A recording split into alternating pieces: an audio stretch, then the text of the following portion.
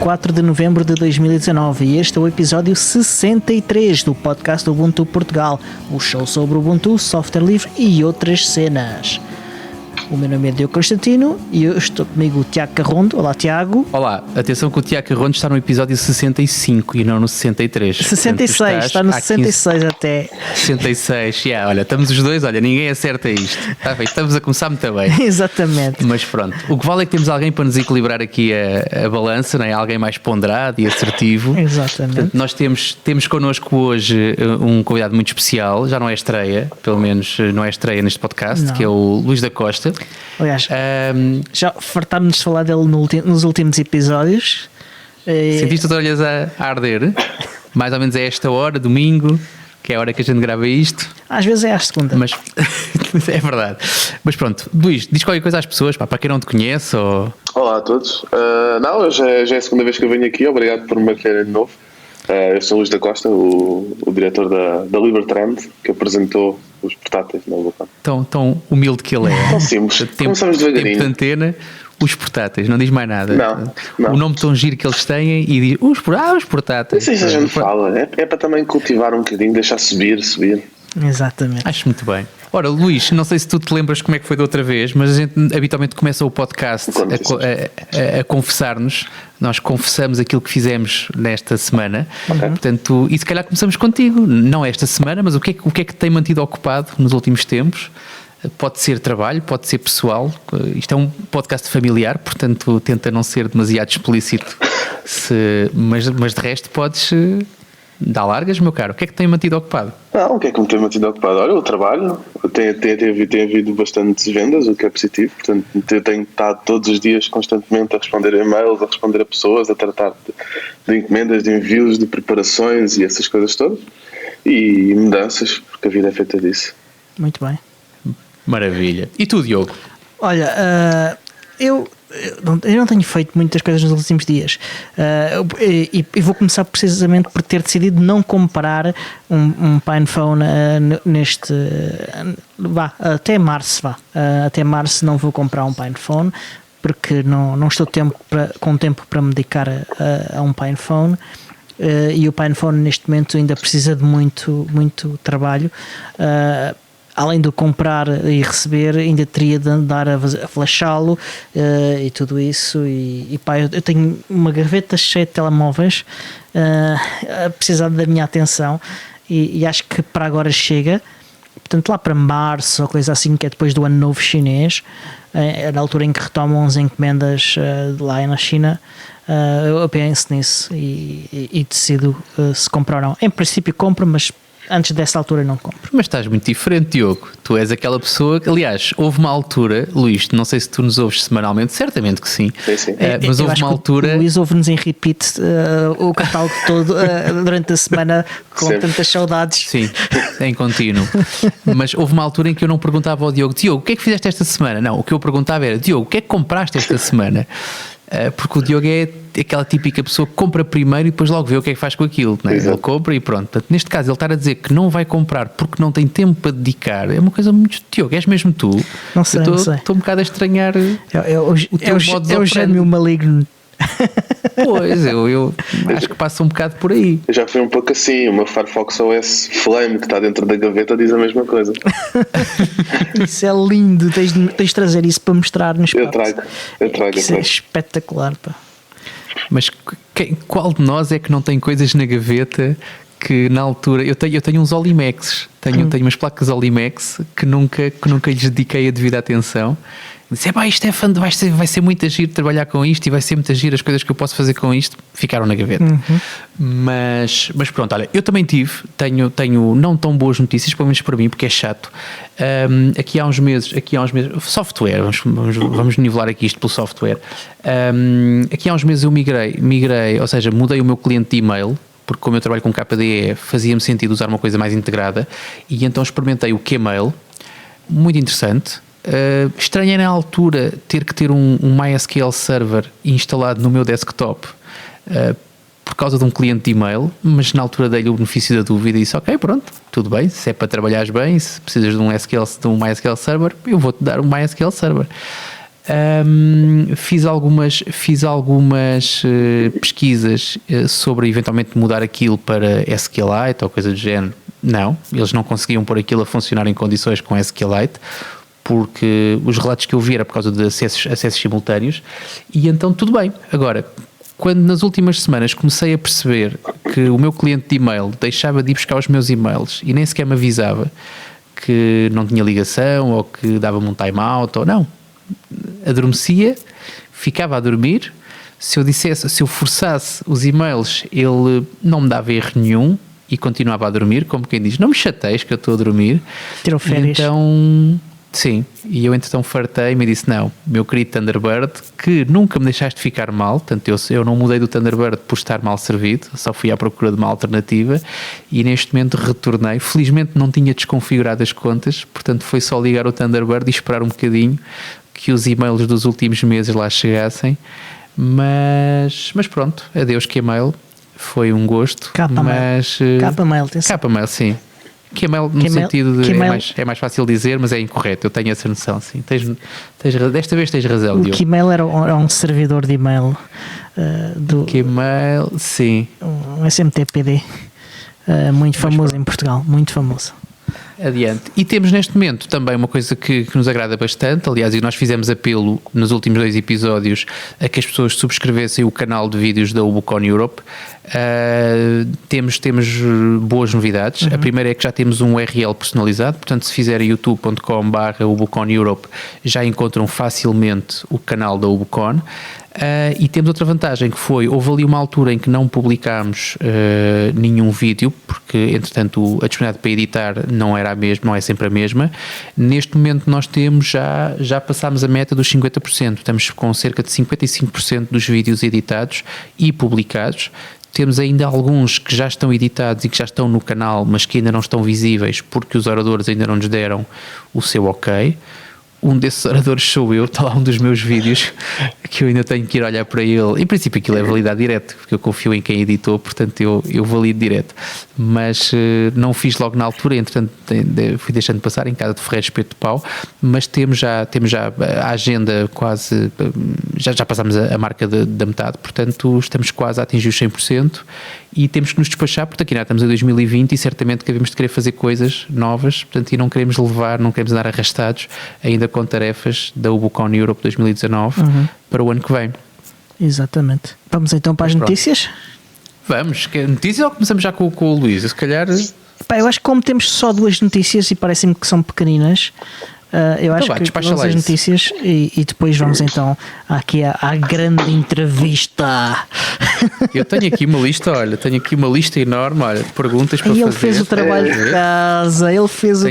de casa, Já estou a suar. São só bonecos, mas pronto. São muitas folhas, mas cheias de bonecos. Então, mas vá, força. Notícia número 1, Diogo. Ok. Olha, a notícia é que no passado dia 20 de novembro celebrou-se o Ubuntu Community Appreciation Day. É o dia que todos os anos nós agradecemos a outros membros da comunidade Ubuntu tudo o que eles nos dão de bom, e é uma forma de quebrar aquela cena que há aí muito negativa na internet, em que o pessoal gosta muito de dizer mal e criticar, e neste dia pelo menos quebra-se um bocadinho esse hábito, e em vez de dizer mal andamos a dizer bem, e acho que é uma coisa muito, muito, muito agradável. Praticaste o UKDay, Diogo? Pratiquei o UKDay, não muito tão ativamente como outros anos, mas pratiquei, sim senhor. Fiz um tweet a agradecer à comunidade e fiz também o tweet da nossa comunidade a agradecer a todos o esforço que fizeram, em particular este ano, em que a comunidade de facto chegou-se à frente e esteve super ativa, e foi muito bonito. Queres fazer o teu UKDay, Luís? Queres agradecer a alguém da comunidade globalmente? Não sei se estamos aqui a apanhar desprevenido ou não.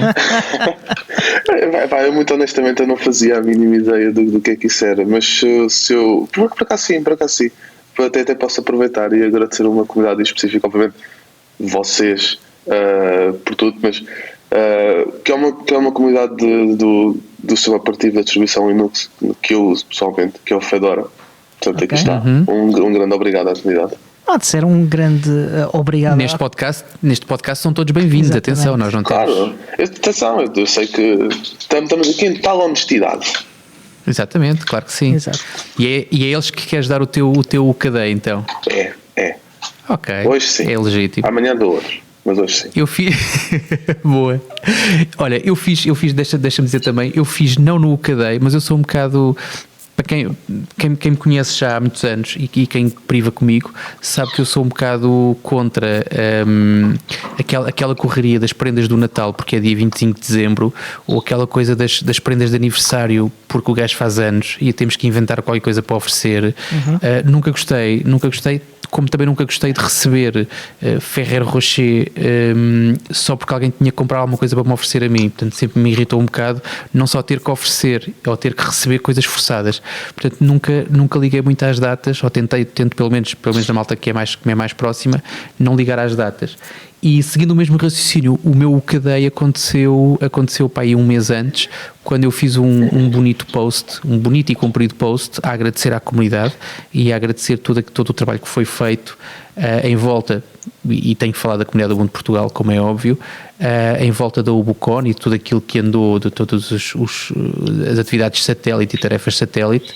Portanto, apesar do UCADEI, eu fui citado uma ou duas vezes e foi isso que me alertou para o UCADEI, porque para mim passava-me ao lado, honestamente, fazendo aqui um meia-culpa, mas fiquei descansado e não fui a correr UCADEIar ninguém, porque como o tinha feito em antecipação, fiquei descansado e disse pronto, para este ano estou despachado, para o ano logo vejo o que é que vou fazer. Para quem não sabe o que é que eu estou a falar, vou fazer aqui publicidade também, vão ao carronde.net, é o último post, aliás, não é difícil, porque nos últimos 3 anos é pá, o único post que eu publiquei, portanto não é difícil de encontrar e leiam porque está, pelo menos merece, não pela pessoa que o escreveu, mas pela dedicação, pelas pessoas a quem ele é dedicado. Muito essencialmente bem. isso. Muito bem.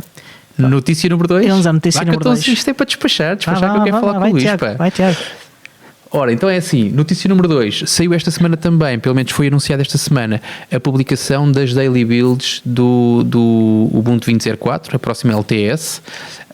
Eu estou em pulgas, não porque eu vá correr instalar aquilo para usar diariamente, mas porque nós, na empresa onde eu trabalho, temos um produto que é baseado nesta altura em Ubuntu 16.04 e que nós já estamos a começar a afinar a máquina para trabalhar na próxima versão e que será baseada em 20.04. Portanto, os próximos meses vão ser bastante animados e nós precisamos certamente destas daily builds para ir também acompanhando e para usar para as nossas adaptações. Portanto, o apelo habitual aos corajosos, aos bravos, que têm tempo livre e muita coragem, para façam o download das daily builds, experimentem, tentem ter paciência para todos os bugs, porque é mesmo para isso que estas daily builds existem, para terem bugs e para se poderem corrigir e para se poder melhorar. Reportem aquilo que é a vossa experiência de utilização e os bugs que entretanto encontrarem, porque é isso que vai fazer da versão Ubuntu 20.04 com um nome que vai ser muito, muito difícil de gerir, pelo menos para nós latinos. É o 20.04. É o 20.04, exatamente. Durante 5 anos vamos ter que andar a falar em fossas e vai ser... E focais, não é? Focas focais. Vai ser uma coisa muito, muito... Vai ser giro. E vai sempre provocar riso, certamente, ou pelo menos um sorriso subtil de cada vez que tivermos que dizer o nome. Mas fora isso, a qualidade do software vai certeza ser irrepreensível, mas cabe-nos a nós todos darmos a nossa contribuição para que isso aconteça. Exatamente. Okay. Luís, queres destacar alguma notícia que te tenha cativado a atenção nos últimos tempos? Se calhar uma, mas eu por acaso já não me recordo se vocês falaram disto, que foi o Martin Wimpress, o facto de ele se ter tornado diretor de engineering. Não sei se vocês, entretanto, chegaram a abordar o assunto. Eu penso que sim. Acho que falámos disso. Fizemos referência, sim, não foi nada do outro mundo, foi uma referência. Não, sim, era só assim por alto. Mas sim, acho que a pasta está muito bem entregue. Não que estivesse mal entregue antes dele, mas a pasta está muito bem entregue. Sim. E pronto, e acho que já começou a haver movimentações, portanto já houve mudanças, provavelmente pelo sangue novo que entrou. Mudanças referes, Tiago? O contactos feitos, ou seja, teve a ver também com algumas conversas que foram tidas durante a UbuCon e algumas coisas que eram as intenções do Martin para conduzir a sua equipa de desktop e os contactos que ele iria fazer e o cativar também em termos de parceiros, clientes, recursos humanos. Portanto, acho que está mesmo muito bem entregue, a pasta está muito bem entregue e muito brevemente eu acredito que vamos ter resultados disso. Também acho que sim. E cá estaremos nós para falar sobre isso, como é óbvio. Exatamente. Mas pronto, Luís, 30 segundos para dizeres o que é a LibreTrend. 30 segundos? Se conseguires. É menos do que isso. A LibreTrend é uma Então empresa que desenvolve hardware e software orientado para a liberdade. Software Fedora, certo? Não percebi. Software Fedora. Não só. Atenção. É multiplataformas, multidistribuições. Eu falo da que eu uso. Eu tenho uma paixão eterna pelo Ubuntu, porque eu comecei a usar o Ubuntu na altura em que ele foi lançado. Aliás, não na altura em que ele foi lançado, mentira, na versão logo a seguir. Ele saiu no final de 2004, já foi em 2005. Ok, boa.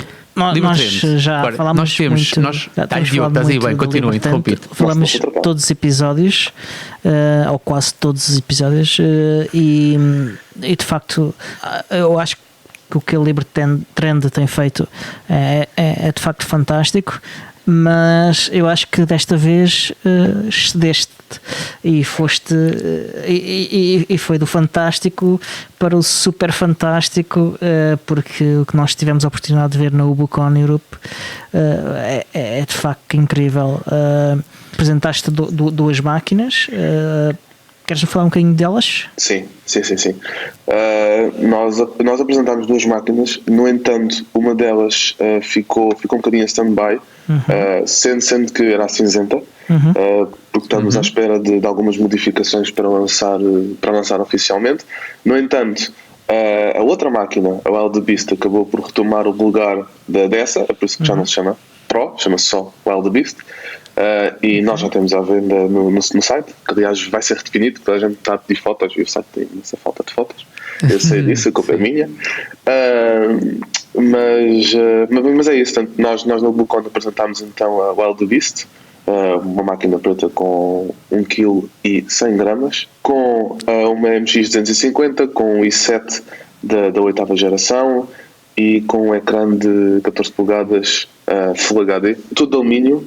E até 32 GB de RAM. Fantástico. E a bateria, quando fala lá da bateria, que eu fiquei a salivar, pá.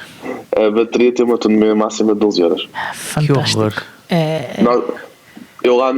Eu quando estava lá no UbuCon era raro os momentos em que eu ligava o carregador. Também é verdade que, diga-se de passagem, a máquina estava só para exibição, de vez em quando vinha alguém para experimentá-la, tocar nela, mas na grande maioria do tempo ela ficava só com o ecrã ligado e teve de ter ligado o carregador se calhar lá no final do dia. Quando havia as palestras, eu ficava lá um bocadinho a trabalhar, portanto, aquilo também consumia um bocadinho. Maravilha. É fantástico. E fala-nos um bocadinho também da questão do firmware e tudo isso, porque isso muito do trabalho que tu fazes com estas máquinas está ao redor desses aspectos, e acho que é importante explicar às pessoas tudo isso. Então, assim, quando nós lançámos, eu volto um bocadinho atrás na história para quem está a ouvir e quem não tinha ouvido originalmente perceber. Em 2013, quando eu lancei a LibreBox original, que foi aliás apresentada em vários sites, nos quais o PeopleWeb. Espera um bocadinho, para quem está a ouvir pela primeira vez, ou para quem é mais distraído, o que é uma LibreBox? Uma LibreBox atualmente é um mini computador orientado para a liberdade e para a segurança. É o único, aliás, oficialmente é o primeiro e único desktop de fábrica com um core boot. Nice. E para quem não sabe o que é o core boot, porque pode haver quem não sabe. O core boot é um firmware, também chamado de BIOS, que é usado para substituir a BIOS ao firmware proprietário e que faz toda a execução inicial do computador. A vantagem de ter uma BIOS livre, ou neste caso parcialmente livre, é que podemos ter o controle absoluto sobre a máquina e podemos fazer o que queremos. Portanto, por exemplo, atualmente na LibreBox nós temos já um dispositivo TPM que podemos pré-configurar absolutamente como queremos, cliente a cliente, ou se o cliente quiser, ou se um utilizador comum, está a falar cliente em termos empresarial, podemos perfeitamente adquirir a máquina, fazer uma modificação, adquirir suporte, modificar, mudar tudo o que queremos, mudar suporte, adicionar componentes, etc. e só algo como o Core Boot é que permite. Vocês fazem as vontadinhas todas aos clientes, estou a ver. Claro, então, mas isso tem que ser assim. Isso tem que ser Mas assim. espera, eu fiquei um bocadinho mais atrás. O que é o TPM? É que eu só conheço um TPM e não é agradável. Não é esse, não é esse. Está certo. Então é assim, um TPM é um dispositivo Trusted Platform Module. O nosso é externo, aliás, dentro da máquina, mas é um dispositivo interligado, e que serve para encriptação dos dados. Okay? Hoje em dia a maioria dos computadores vêm todos com um TPM pré-instalado. Aliás, salvo erro da minha parte, as grandes distribuidoras de portáteis, nós inclusive, como é óbvio, de portáteis Linux, trazem todos um TPM, e ele serve exatamente para isso, para melhorar a segurança, para fazer a encriptação fim a fim, ponta a ponta de tudo. Interrompemos-te para explicares o que é que era uma LibreBox. Entretanto, eu agora faço só mais aqui um apanhado, que é, se ficaram cheios de vontade de ter uma LibreBox como o vosso próximo desktop, esperem pelo final do episódio que nós temos o tal promo código para vos dar um grande desconto. Mas continua o teu raciocínio. Então tu voltaste atrás para falar sobre as LibreBoxes, para falar sobre o Wildbeast a seguir. Exato. Portanto, o que eu estava a dizer é que nós originalmente lançámos a LibreBox em 2013. A LibreBox em 2013 não tinha um firmware proprietário, o nosso objetivo era torná-lo livre, e nós conseguimos fazer com a nova LibreBox, aquela que lançámos em 2018. O que nós estamos agora a fazer com o Wildbeast é um bocadinho a mesma coisa. Ou seja, neste momento, para responder aqui à pergunta do Diogo, e com toda a transparência, que também é o objetivo da LibreTrend desde o início, atualmente o Wildbeast, ao contrário da LibreBox, não tem Core Boot. Okay? Não tem. No entanto, nós estamos a trabalhar ativamente para que isso aconteça. Isso vai depender de muitos fatores, mas neste momento é algo que temos na nossa roadmap para ser desenvolvido. Tens alguma ideia em termos de prazo? Quando é que isso poderá ser possível? Não, infelizmente não, porque vai depender de imensos fatores. Um dos fatores, e foi exatamente aquilo que eu falei no Bucon, tem a ver com a adesão ao produto. Uhum. Isso vai depender muito, porque como nós queremos lançar vários produtos, nós não queremos ficar, eu vou usar uma palavra pesada se calhar, mas nós não queremos ficar presos, porque o que aconteceu com a LibreBox é que nós não conseguimos evoluir em termos de hardware devido ao desenvolvimento do Core Boot, e houve muita gente que acabou por não querer comprar já uma LibreBox porque o hardware não seguia e não se atualizava com a frequência que eles gostavam que isso acontecesse. Uhum. Mas neste momento nós estamos a tentar encontrar o equilíbrio de forma a termos hardware o mais moderno possível, não ficarmos sempre na 6ª ou 7ª geração, como acontece com certas empresas, e ao mesmo tempo podermos fornecer Core Boot e até, quem sabe, alternativas como a Linux Boot, que também é uma coisa que está a ser discutida internamente. Boa. Okay. Porque uma coisa que o Diogo falou, desculpa Diogo, uma coisa que o Diogo falou e que também importa referir é, existem algumas empresas que, e falando no caso dos portáteis, que a única coisa que fazem é assemblar componentes, pegam num barebone, assemblam os componentes e dão-lhe um nome qualquer e entregam ao cliente. Essa não é de todo a forma de trabalhar da LibreTrend, correto? Depende. Portanto, vocês não... Depende, mais uma vez, transparência total. No caso das LibreBoxes, as LibreBoxes foram construídas para nós. Okay?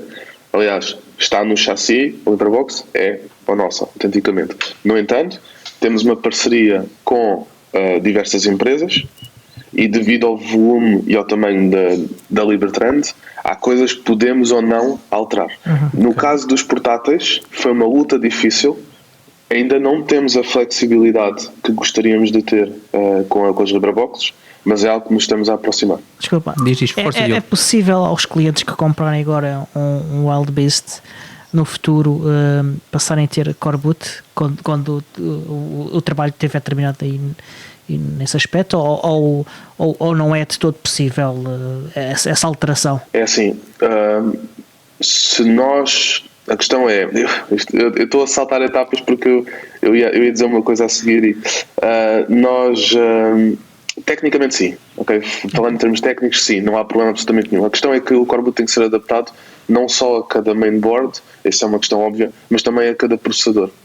Okay? Não, porque ele pode funcionar diretamente, a integração pode estar feita, o FSP pode funcionar, o FSP da Intel pode funcionar à primeira ou pode não funcionar de todo.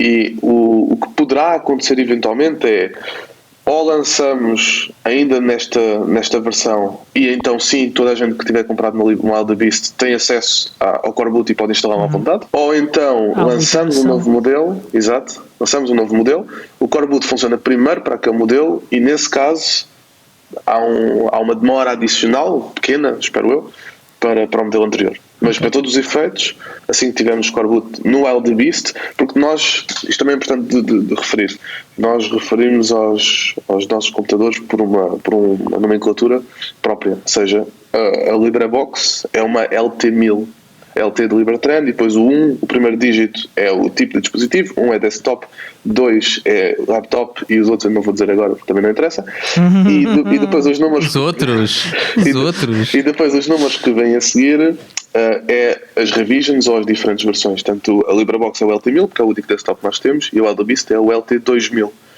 Portanto, assim que tivermos o Core Boot para estas máquinas, nós vamos informar se é para o LT2000 ou para um possível LT2001, que seria uma atualização do mesmo LT2000.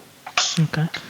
Uma pergunta, se eu comprar hoje um LT2000, sim, se quando sair o Core Boot sou eu que o faço em casa confortavelmente, ou é preciso intervenção técnica superior da Libertrend ou por outra via qualquer? Ou seja, é uma coisa que é uma atualização de software simples ou tem que ser uma coisa feita por vocês? É assim, a LibreBox já suporta atualização através do sistema operativo. Portanto, mesmo e se eventualmente nós disponibilizássemos a LibreBox como uma BIOS proprietário, que não é o caso, seria possível fazê-lo. No entanto, para o Wild Beast o processo é um bocadinho mais complicado neste momento. Uma das partes que nos está a atrasar muito é tentarmos solucionar o problema do Secure Boot, que vem oficialmente na máquina, não vem desativado, mas todos aqueles sistemas que são sistemas criados, vamos pressupor, de boa fé, foram feitos para impedir que haja modificações da BIOS a partir do sistema operativo, ok? Portanto, sem assinaturas. Portanto, neste momento nós ainda estamos a ver como é que conseguimos fazer de forma que haja uma manipulação mais simples possível por parte do utilizador. Portanto, também não vou já estar a dizer não, tem que enviar a máquina. Existe essa possibilidade. Neste momento estamos a trabalhar com que ela seja o mais remota possível. Ok, fixe. É tudo uma questão de assinaturas. Mas estavas a dizer, entretanto, perdeste o raciocínio. Ias dizer-nos o que era o LT3000, então? Outra altura. Ah, caramba. É para vocês me chamarem outra vez. Eu gosto de estar cá. Isto é fazer mercado. Exato. Olha, Luís, nós tivemos, e houve a pergunta que tu deves ouvir com mais frequência nos últimos tempos, sim, e que é e que não deve ser surpresa para ti, sim, vem o Natal. Exato. Certamente que é uma altura fixe para as pessoas arranjarem um pretexto para justificarem no seu orçamento familiar a compra de um novo computador, seja portátil ou não. Exato. No caso dos portáteis há sempre aquela preocupação adicional que tem que ver com o teclado e com os layouts e com os autocolantes que têm que se pôr nas teclas ou não. Sim. E a pergunta óbvia que nós fazemos e que nós até já partilhámos contigo e já o fizemos aqui várias vezes, nós fomos os culpados por um fabricante de laptops passar a disponibilizar layouts em português. Nós não somos os responsáveis aqui pelos Wild Beast estarem em português, certamente, porque tu sabes disso e não precisas que a gente te explique essa parte. Sim. A pergunta é, quando é que tu vais ter disponíveis Wild Beasts com teclado em português? Ok, então eu vou dar duas respostas. Eu vou dar a resposta off-record, toda a gente vai ouvir, e a resposta on-record, toda a gente vai ouvir ao mesmo. A resposta off-record é uma questão de dias, porque estamos só à espera de ter a confirmação e de ter o material nas nossas mãos. E agora, com a época natalícia, a coisa está um bocadinho complicada, portanto essa questão de dias podem não ser só dias. On-record, se tudo correr bem este ano. E antes do final do ano. Exato. A questão é que existe uma possibilidade, eu não vou estar a esconder isso, existe uma possibilidade de falharmos o Natal. Se tal acontecer, teremos uma notícia também muito interessante também para a Wild Beast por essa altura, mas para cada coisa a seu tempo.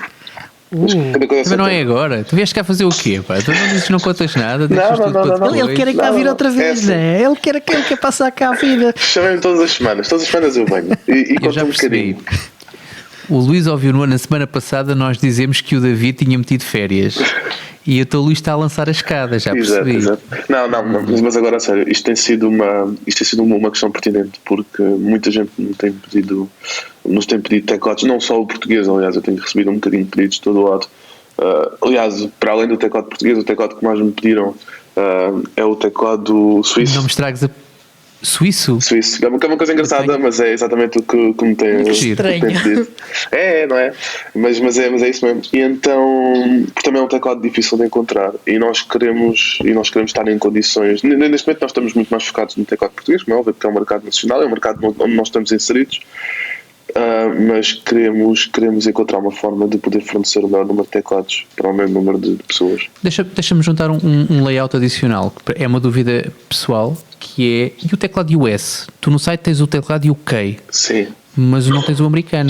Sim. O americano há de vir na mesma altura que o português? Ou, porque tipicamente o americano é muito standard, quer dizer, deverá ser dos mais simples digo eu, não sei. E abre a porta para o mercado, não é?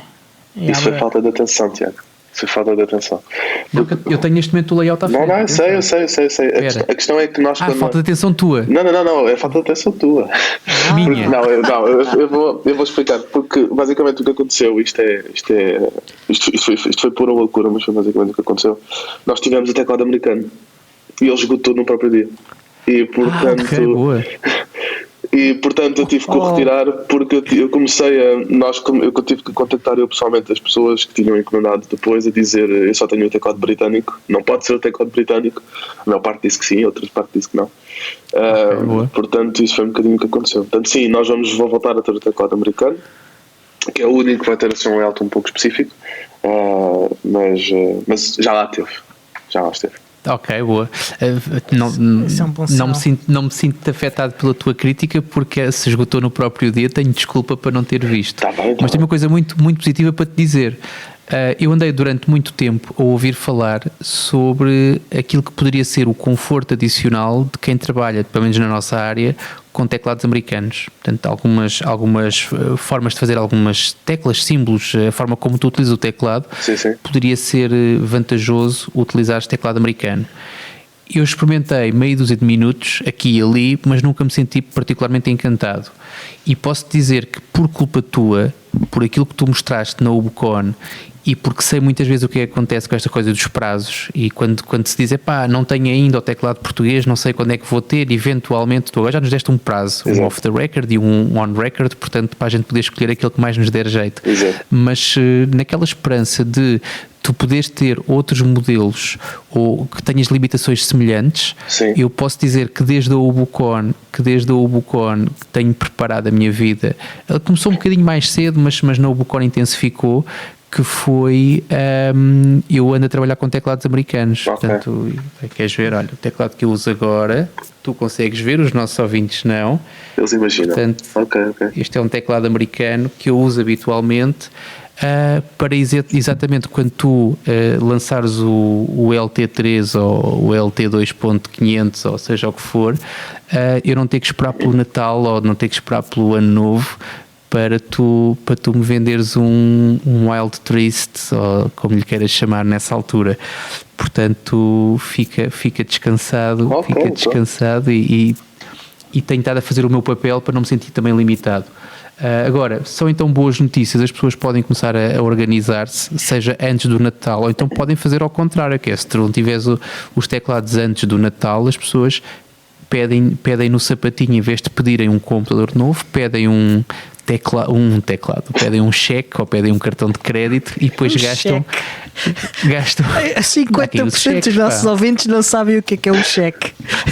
Isso é outra questão, sim. Eu lembro-me da altura que havia umas caixas multibanco que davam cheques, ou seja, tu metias o cartão de um banco, ainda existe o banco é o Milénio, que tu enfiavas o cartão multibanco e pedias 5 cheques, que eram, a grande novidade é que eram grátis, mas não sei, agora paga-se.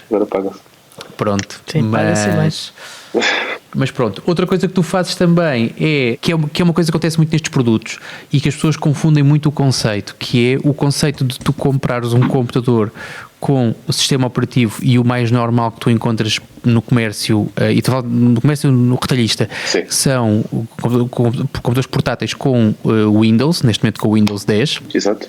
E há muita gente que opta por comprar um desses computadores, chega à casa, destrói o que lá está, ou faz um dual boot, instala o seu sistema operativo Linux de eleição, a sua distribuição e usa alegremente. E depois, de vez em quando, tens que andar nos fóruns à procura de soluções para o problema A, para o problema B, para o problema C, cada vez menos, felizmente, mas ainda pode ter que acontecer. Depois há quem confunda os conceitos, que é quem não compra com o Windows, por aquelas questões da licença OEM, seja lá qual for o valor, mas que não querem estar a contribuir também para as contabilidades dos utilizadores de Microsoft Windows e compram um computador sem sistema operativo. Eu já fiz isso uma vez, comprei um computador portátil sem disco rígido, que é uma coisa ótima, porque se não traz disco rígido não traz sistema operativo, portanto é fixe. Há um passo a seguir e há uma diferença clara entre quem compra um computador com sistema operativo. Queres-nos explicar qual é que é a vantagem de tu comprares um computador que já tenha pré-instalado Fedora ou que já tenha pré-instalado Ubuntu em detrimento de um computador que não traga sistema operativo? Já agora, eu tenho uma pergunta complementar que pode ajudar. Pelo menos no Ubuntu há uma opção de instalação que é o OEM install. Provavelmente eu acho que é a forma correta de pré-instalar um sistema operativo. É isso que vocês fazem? É. Quando a possibilidade existe, não está disponível em todas as distribuições, infelizmente. Aliás, não só não está disponível em todas, eu não quero estar a mentir, mas eu acho que não está disponível no Debian, mas eu posso estar completamente enganado. Não é uma distribuição que me pedem com não te sei responder também. Mas, por exemplo, no Triskel, é uma coisa que eu, na altura, como contribuidor do Triskel, que já foi no passado, cheguei também a criticar, que é, eles nunca limpam essa parte, ela fica sempre muito mal limpa, e portanto a opção existe no caso do Triskel. Não é uma crítica destrutiva, porque eu adoro o Triskel e eu construí-me como utilizador de software livre com o Triskel. A opção está lá, mas quando me pedem o Triskel, aquilo é sempre uma carga de águas para utilizar o OEM. Já com o Ubuntu é simplesmente maravilhoso, porque eu escolho a opção, a distribuição é a mesma. O Triskel 8 é o Ubuntu 18.04, se souber, mas...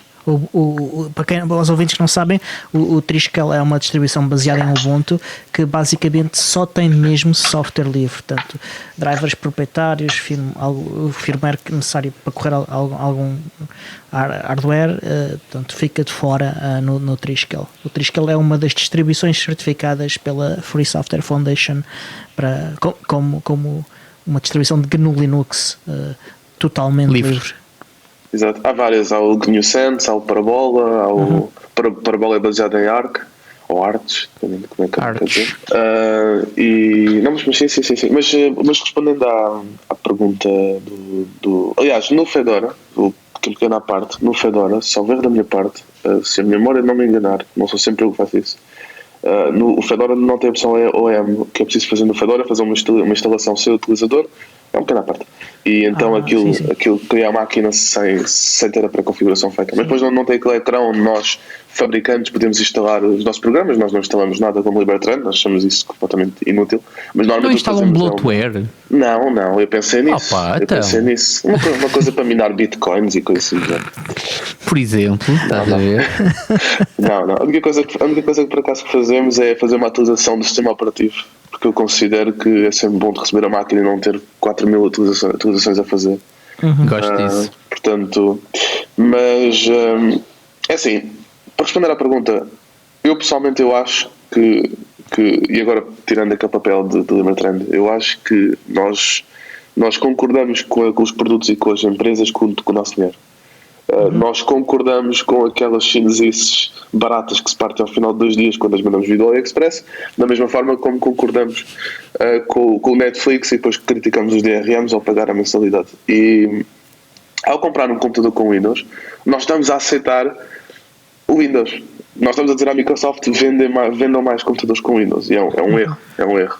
Às vezes é mais barato, é verdade, mas acaba por passar a mensagem errada. Mas depois cada um tem a escolha a fazer e tem toda a liberdade de o fazer. em relação ao Linux, quando a máquina vem com Linux, não quer dizer que é suportada a 100%. Eu no passado já cheguei a comprar netbooks, se vocês se lembram da altura dos netbooks, da ASUS, que vinham com o Ubuntu, que tinham uma taxa de devolução superior a 90%, que era uma coisa horrível. E os portáteis com o Ubuntu não funcionavam bem. Que simplesmente não foi feito. Aquilo tinha uma interface que era qualquer coisa Pi. Lembra-se, era aquela barra do lado esquerdo que era mesmo só para netbooks. Era o princípio do Unity. Era o Netbook Remix, se não me engano. Sim. Mas ainda era só um hack em cima do GNOME 2. Yeah. Exato. E então o que acontece é que, por norma, isso não quer dizer, não é uma garantia de qualidade. Mas o que nós fazemos e o que muitas empresas fazem, o que a Purismo faz, o que a System 76 fazem, enfim, são empresas como nós que dizem, não, nós quando vendemos máquinas com Linux, seja com Ubuntu, seja com Fedora, seja com Triskel, está suportado, está garantido. A máquina que vocês vão receber vai funcionar a 100% ou mais com aquele sistema operativo que vocês selecionaram, porque caso contrário não estaria na lista, isso não acontecia. E é exatamente essa também a prova de garantia. Às vezes custa mais caro, nós temos que admitir isso, é muito mais caro comprar um System 76. Estou a falar de um americano que não paga taxas de importação e possivelmente nem envios. É muito mais caro comprar um System 76 de entrada de base do que um Acer, por exemplo, como é óbvio. Mas também há garantias por trás. A máquina que recebemos, a partir do momento em que a abrimos, tal e qual como os nossos Valdabiss, tal e qual como a LibraBox. Aliás, a LibraBox ainda mais, porque tem core boot. E tanto o sistema operativo não só funciona a 100%, como ainda por cima atualiza o próprio firmware da máquina, que é uma coisa maravilhosa. Cada vez que lançamos uma atualização, e lançámos agora, vai estar oficial dentro de dias, uma atualização para o NVMe nas LibraBoxes, também vai estar atualizado a partir do sistema operativo, e portanto esse tipo de coisas faz toda a diferença. Maravilha. Mas eu deixei aqui um twistzinho. Sim. E qual é a vantagem de eu comprar um computador com Linux pré-instalado ou sem disco rígido? Sem disco rígido ou sem sistema operativo? Sem sistema operativo, exatamente. É assim, depende do sítio. Por exemplo, se estiverem a comprar um computador sem... Vamos supor uma empresa como a Libertrand que garanta 100% que o sistema operativo é suportado na máquina e vice-versa. Se comprarem sem sistema operativo não vai fazer diferença nenhuma.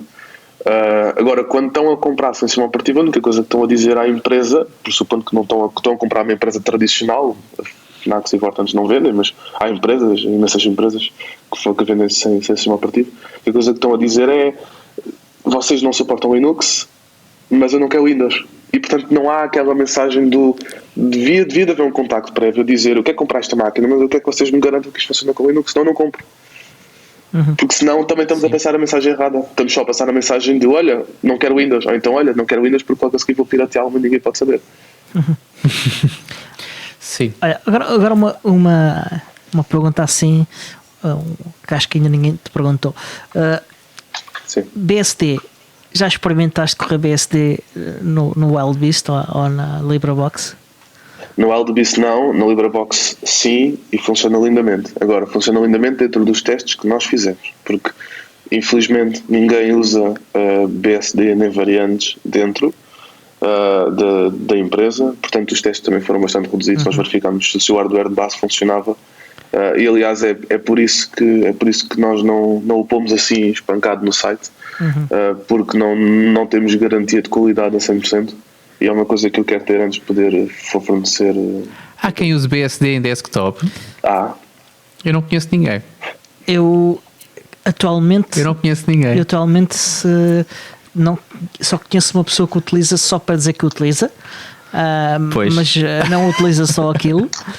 Mas conheci, trabalhei com uma pessoa há muitos anos que usava. Era aí que eu queria chegar. Há quantos anos? Já faz mais de 10.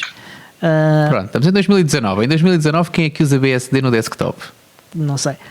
Isto foi em 2006 ou 2005, talvez. Ele usava, era um administrador de sistemas, usava BSD num portátil. Acho que era um ThinkPad, acho eu. E ele nessa empresa saiu um edital a dizer que ninguém podia utilizar outra coisa senão a imagem do Windows da empresa, então ele saiu da empresa e foi para o Google. Mas pronto, eu lembro-me de instalar uma vez BSD num laptop e ainda demorou menos tempo do que o Debian. O Debian, estamos a falar de Debian há uns anos, honestamente, e sendo justo, eu não uso Debian em laptops há algum tempo, e quando eu tentava usar Debian havia sempre qualquer coisa com o driver da placa Wi-Fi havia sempre qualquer coisa. O Debian faltava-lhe sempre aquele suminho adicional que o Ubuntu acrescenta. O BSD ainda demorou menos tempo, portanto aquilo é de facto muito... O BSD para mim tem duas coisas boas, e não é o BSD, que é para não ser já corrigido por e-mail durante esta semana, que é o pfSense e é o FreeNAS. São as duas coisas muito boas que o FreeBSD nos deu. Agora, nada disso é suposto funcionar em desktop, portanto não sei até que ponto isso cá também não é ao acaso que a tua equipa, Luís, não trabalha com BSD, pelo menos para uso diário, e que tu não conseguiste fazer testes a 100% e como gostas de habitualmente de fazer, porque se calhar também não é uma realidade. Em 2019, se calhar não é um sistema nem muito nem pouco utilizado, quer dizer, há de ser uma utilização muito residual em desktop. Não estou a meter-me com a malta dos servidores, estou a falar do contexto de desktop. Em servidores é bastante usada. Aliás, a Netflix, além do Ubuntu, também usa NetBSD, acho eu, ou FreeBSD, já não sei qual dos dois é. Mas eu tinha uma pergunta também. Não sei se já esgotou o assunto BSD ou se ainda queres dizer mais alguma coisa, Luís. Sim, eu gostava só de argumentar muito rapidamente. Normalmente o grande problema do BSD que eu tenho tido, e não sou um expert em BSD, nem pretendo ser, é sempre com os drivers, ou com a falta deles. Mas nós suportamos Triskel. Portanto, acho que fica dito. A partir do momento em que nós temos uma distribuição que não suporta nada de proprietário, e que nós construímos uma empresa toda virada para nós temos soluções, devemos ser das únicas, não vou dizer que somos únicas porque seria mentir, mas devemos ser das raras e das únicas empresas no mundo a dizer não, nós ainda hoje em 2019 vendemos computadores que mesmo tendo proprietário aqui e ali funcionam de início até ao fim a 100% com Triskel, sem vocês terem que estar a instalar nada proprietário. E refiro também que nós não usamos a parte OEM, por mais que ela funcione mal, infelizmente, para instalar drivers proprietários. Okay? Isso não acontece e nunca vai acontecer. Mesmo nesse aspecto, isso faz com que o BSD normalmente, pelo menos nos testes que nós tínhamos feito até agora, não seja um problema. O que pode acontecer é o facto de lhe faltar o driver, não por ele ser proprietário, mas simplesmente por ele não estar incluído, por eles não considerarem que é estável o suficiente. Nas máquinas que nós testamos não aconteceu, mas poderá acontecer. Tenho uma pergunta.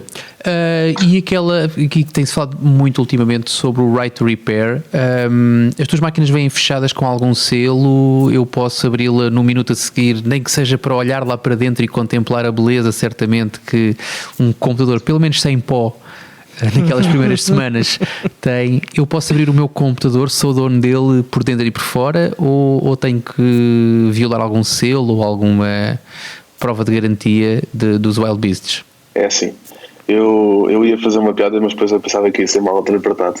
Mas não, aquilo não tem nada como os Looney Tunes em que tu abres uma tampa e de repente tens uma pistola a apontar para ti a dizer acabaste de perder a garantia. Pá. Não. Nós temos uma mentalidade que é o seguinte: primeiro nós oferecemos 3 anos de garantia, para nós é extremamente importante, mas ainda por cima, e mais importante do que isso, nós permitimos a modificação da máquina, ou seja, peço desculpa aqui pelo barulho. É o gato, não é? Sim. Nós suportamos a reparação da máquina 100%. Ou seja, vocês podem abrir a máquina, modificar a máquina à vontade, só perdem a garantia na eventualidade de avariarem a máquina devido à modificação. Okay? Eu vou dar um exemplo dramático, mas é para perceberem. Se uma porta Ethernet se avariar, já estiver fora da garantia, e que nós tivemos em stock, há a possibilidade de vocês adquirirem essa porta Ethernet a nós diretamente ou outro sítio se quiserem, nós podemos dar as referências. Se vocês conseguirem mudar a porta Ethernet, perfeito, mantém-se tal qual como está. No entanto, na eventualidade de variarem algo seja no momento da modificação, ou seja, posteriormente, se os nossos engenheiros detectarem que essa modificação veio de uma incorreta manipulação da máquina, perdem a garantia. Deus e o queijo. Mas para além disso, aliás, é uma coisa que eu tenho prometido há imenso tempo. Eu acho que prometi da outra vez que já estive no podcast e ainda não cumpri por falta de tempo. Temos tido imensas encomendas e tem sido chato. Quer dizer, bom, mas chato em termos de tempo para mim, que é, nós vamos adicionar ao site uma secção semelhante àquela do iFixit, em que ensinamos as pessoas a modificar e a arranjar e a substituir as peças dos dois computadores que temos atualmente. Fixe. Portanto, se eu comprar um Wildbeast com 1 tera de NVMe, se eu mudar de ideias e quiser comprar 2 teras, posso comprar a ti ou outro sítio qualquer, abrir, trocar um pelo outro e não tenho de chatear sequer, nem estar dependente da tua disponibilidade, nem dos teus preços. Portanto, eu posso ir à procura daquela solução que pode ser mais vantajosa para mim se a encontrar. Exatamente. Nós até fazemos uma coisa mais à frente, que é, no caso da LibraBox, as pessoas não sabem, quer dizer, as pessoas que não tiveram a oportunidade não sabem, mas a motherboard da LibraBox, a LT1000, tem 3 portas SATA. Tem 2 portas SATA e uma porta NVMe. E a questão é que, quando nós vendemos a máquina, devido à altura da case, que só tem 4 cm ou 5 de altura, nós só podemos pôr um NVMe e um disco de 2.5. Mas a board suporta 2 discos de 2.5. Portanto, nós até propomos às pessoas que queiram que tirem a motherboard da caixa, ou então, quando estiver disponível, muito brevemente, comprem a motherboard isolada. É um mau exemplo, mas sim, também dá. Não, mas nós também vamos propor a venda da motherboard em isolado, sem comprarem a RAM e o disco e o wireless, essas coisas todas, peça a peça, de forma que compramos uma caixa que nos dê, que dê para arrumar mais discos, é isso? Ou melhor ainda, até podem imprimir uma em 3D, que nós vamos disponibilizar modelos em 3D para vocês poderem imprimir. O Tiago, não sei se ouviste, Tiago vai comprar uma LibraBox. Eu quero como é que se chamam os fecheiros, Diogo, ainda te lembras? STL.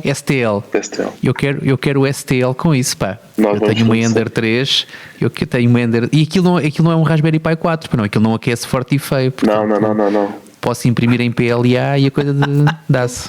Sim. Quem me ouve falar parece que eu já sou um ganda pro do 3D, é? Olha, mas acho que estamos a chegar aqui ao fim do nosso tempo. Sim, estamos a 3 minutos para fechar isto. Eu tenho mais uma pergunta para encerrar. Eu não trabalho e estou muito habituado a trabalhar com 3 monitores. O monitor nativo do meu laptop e mais 2. Como é que é dockstations? Tens aí dockstations? Não tens? Recomendas alguma coisa? A Wildbeast vai ter uma dock.